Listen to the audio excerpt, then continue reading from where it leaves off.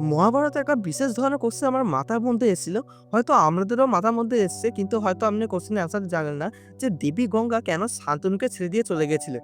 তো দেবী গঙ্গা কে ছিলেন? দেবী গঙ্গা ছিলেন ভীষ্মের পিতামাতা। পিতামাতাই ছিলেন যে শান্তনু এবং এইদিকে হচ্ছে দেবী গঙ্গা। তো এই কোশ্চেন অ্যান্সারটা হয়তো অনেকেই জানেন না যে দেবী গঙ্গা কেন শান্তনুকে ছেড়ে দিয়ে চলে এসেছিলেন। তো ভিডিওটি ভালো লাগলে অবশ্যই লাইক, কমেন্ট, সাবস্ক্রাইব করবেন। তো পড়ছি এটা। তো বোম্বার অভিশাপে মহাবীর শান্তনুর উপর মতলোকে জন্মগ্রহণ করে। এবং মতলোকে জন্মগ্রহণ করার পর ব্রহ্মার আদেশেই দেবী গঙ্গা কিছুদিনের জন্য মতলোকে আসে। এরপর কি হয় যে যখন তিনি শান্তনু যে হস্তিনাপুরের যৌবন থেকে তিনি সম্রাট হন এবং সম্রাট হওয়ার পর তিনি কিছুদিনের জন্য গঙ্গা তীরে ঘুরতে আসে।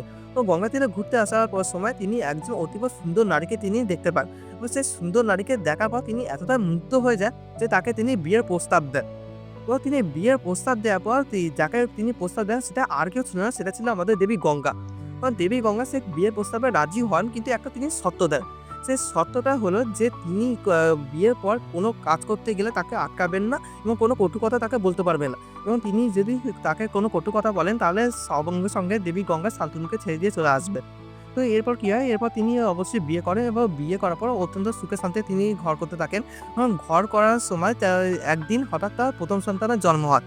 সবাই খুব আনন্দে ছিল, শান্তনুও প্রচণ্ড আনন্দ পেয়েছিল এবং আনন্দ হওয়ার সময় তিনি দেবী গঙ্গায় একদিন হঠাৎ করে তার ১ম সন্তানকে জলে তাকে ডুবিয়ে তাকে মেরে ফেলে।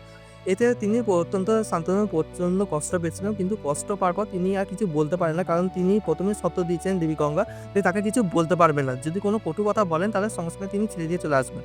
এবার কিছুদিন যাওয়ার পর তিনি এরকম হতে, হতে মোটামুটি ৬-৭ টার মতো ছেলেকে জন্মগ্রহণ দেন এবং জন্মগ্রহণ দেওয়ার পর এরকমই একইভাবে তিনি জলে এরকম ডুবিয়ে মেরে ফেলেন।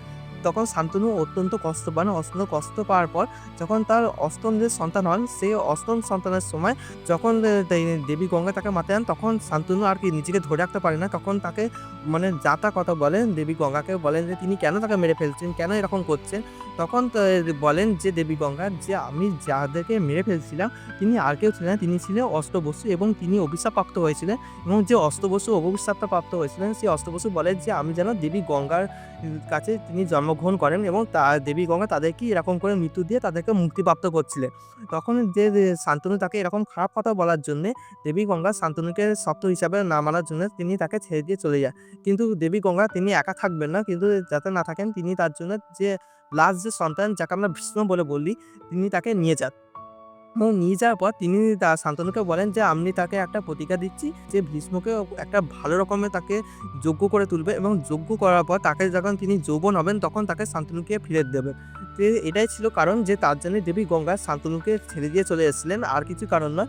দুজনকার মধ্যে কোনো আর কিছু খারাপ ছিল না। তার জন্যই তাকে ছেড়ে দিয়ে চলে এসেছিলেন। তো ভিডিওটা কেমন লাগলো? অবশ্যই লাইক, কমেন্ট, সাবস্ক্রাইব করে আমাদেরকে বলবেন।